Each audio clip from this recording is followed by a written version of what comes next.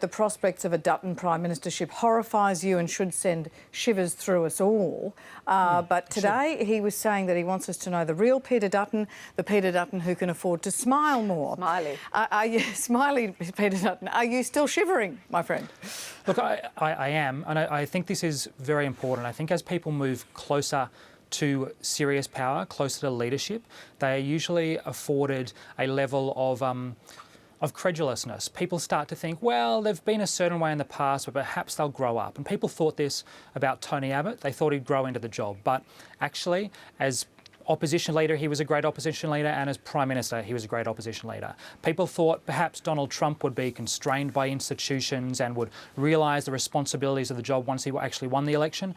Donald Trump has clearly become more Donald Trumpish in that job. So what does a more Peter Dutton look like, smiling or otherwise?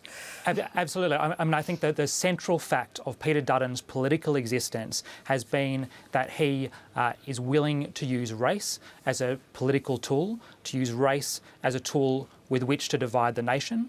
I think it is also important to realise, for Liberals considering voting Peter Dutton in as Prime Minister, that even if you happen to agree with Peter Dutton's policies, it should be realised that he's a very narrow character. He has never demonstrated policy ambition. He has never demonstrated significant competence. As Health Minister, he tried to introduce a Medicare co-payment. He failed.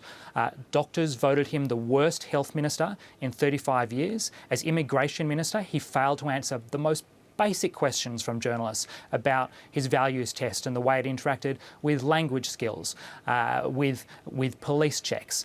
9 asylum seekers and refugees have died on his watch in offshore detention. And when asked about various issues around offshore detention, we know that there are horrific circumstances there. He has cautioned against compassion. He has dismissed allegations of abuse as hype. They are not hype. They are allegations which have been made by very serious international organisations. That is a type of strongman that the Liberal Party is currently considering installing as Prime Minister. And I would say there are Republicans, you know, to carry on from Catherine's analogy, there are Republicans right now in America who for the rest of their lives are going to have to bear the ignominy of having put Trump in, of having passively stood by while he began to wreck their country. And the moderate Liberals who are preparing to vote for for Peter Dutton or to serve under Peter Dutton. No, they're not. Should think very carefully. Amanda, I just want to play the audience just a little bit of video here. Peter Dutton, as we say, has accepted the decision of the party room for now. He spoke to Sky News this afternoon with photos of his children behind him. I lost the ballot today. I accept the outcome, and for me, I just want to be in a position now to support the government, make sure that we win.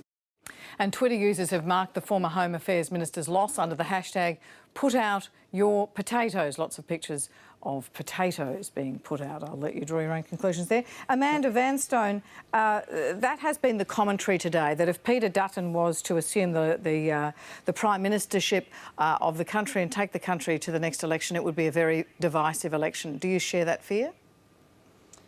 I'd be apprehensive about that. I mean,